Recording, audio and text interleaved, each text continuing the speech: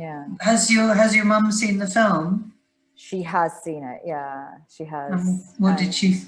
It was very difficult for her to watch because she said, in truth, that it brought back a lot of memories of those times. It made her. It was very real for her to watch what was happening.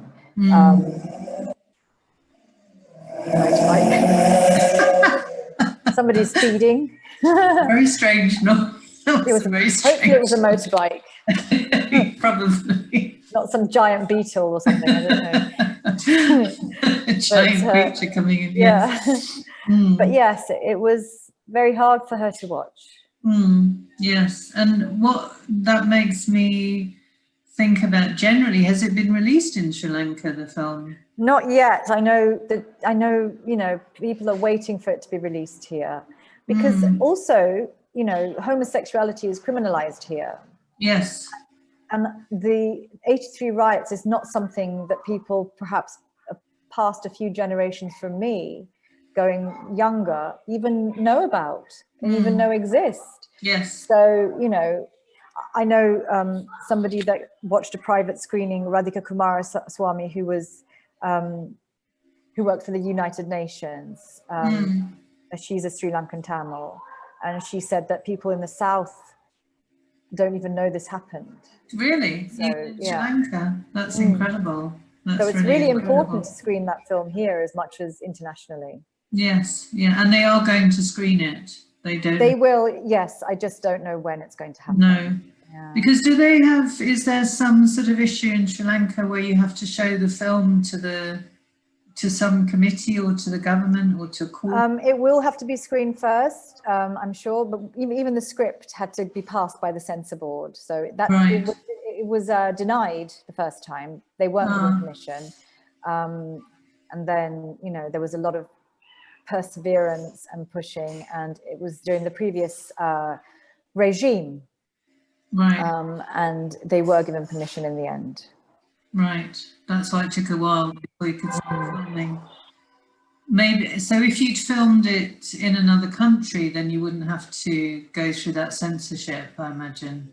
I don't know, to be honest, because I know there have been other films that Deepa has filmed here that then, you know, other countries have said, you know, this is wrong because you're going against what we believe. And so then the Sri Lankan government has taken away the permission, and she's had to take them to court and get it sorted. So I know there can always be issues. So. Yeah, there's a lot of issues with that sort of censorship in Sri Lanka. So in terms of the element of the film which deals with the story about being gay, what's the situation like now in Sri Lanka? I mean, it also has a lot to do with class. I think if you're in Colombo and you are of a certain level, then it's not so bad. You can, you know, move freely, etc. But I think if you're in a more rural area, it's something that's much more difficult, especially because the laws go against, you know, that kind of partnership. So is it still illegal in Sri Lanka? Yes, it's still criminalized, and they've actually amended the law to include women as well. Oh gosh. What's the situation like now? Because in the film, they also show that it's extremely difficult to have a relationship between a Tamil and a Sinhalese. Is that still, how is that now, that situation? I think you can't use Colombo as an example for the rest of the country. In Colombo itself, as much as it was extremely difficult for my parents to be together, and that's one reason that they decided to leave, to give me a better chance. Because when you're part Sinhalese, part Tamil at that time, it's not so much fun really, because you're not really acknowledged by either community. And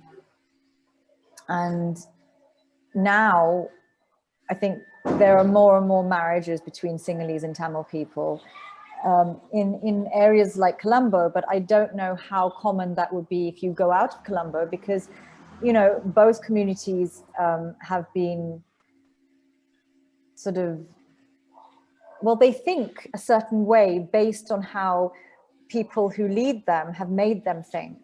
And also based on how they are treated by people in authority who are from another community.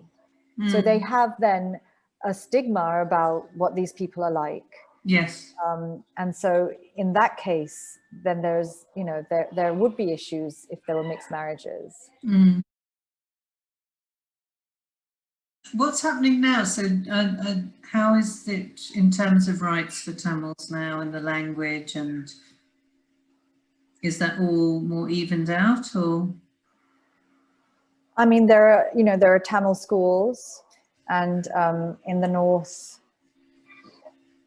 you know, there are definitely, you know, this is a very difficult question to answer without getting into trouble.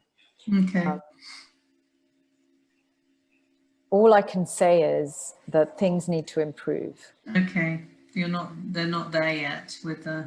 We are definitely not in a place where we can move forward. There needs to be an absolute understanding of what happened to this country, how people have been treated. People need to be able to share their stories.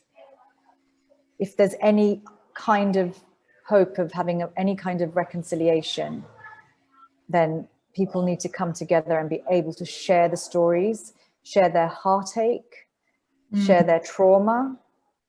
And there needs to be some kind of justice for this. Yes, yes. So a bit like in South Africa, where they had the Truth and Reconciliation. Yes. I think that would be... And even Guatemala. You know, there are countries where people are, you know, here we need to be able to, if we're going to have any kind of respect for each other, then we have to do it honestly and with truth. When you come across Sri Lankan communities abroad, do there tend to be more Tamils, or is it an equal number of people who left? No, definitely there are many, many more Tamils that have Many left. more Tamils, so yes, you don't have the same sort of issues in the Sri Lankan community abroad as you have in Sri Lanka, because there are less... I think whatever has happened here is understandably carried over to wherever they are. I think I don't know, I can't speak factually. I don't know from my own experience of living in England. I think it is a lot of communities staying within their communities. Yes. Similar situation. And what's happening now with your work? So you've done this film, which hopefully will win the Oscar, which means you'll get millions of offers. Oh, that'd be lovely, wouldn't it? Does that happen in reality? I would love that. Bring it on. I'm sure it must do. I'm sure it must do.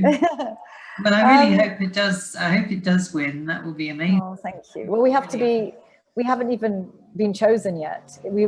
Canada has said that we're representing them. That's as far as we've got. It's fantastic that it's representing Canada. That's amazing, really amazing. Yeah. I mean, without giving a spoiler, you can sort of see why they would choose to do that. Oh, thank you. Thank you so much. It's been really lovely talking to you. And thank you. All prayers and fingers crossed for the awards. That would be amazing. Yeah, we'll see. We'll see very soon. When will you know if it's actually been selected? Do you know? I'm not sure, actually. Maybe early next year. Yes, because is it February that the award? No, they've put it off for, I think, April or May. Ah, okay. Yeah, so not actually sure. No. And it will be, yeah. We'll see. We'll see very soon. Yes, I know. Thank you. Thank you. Aww.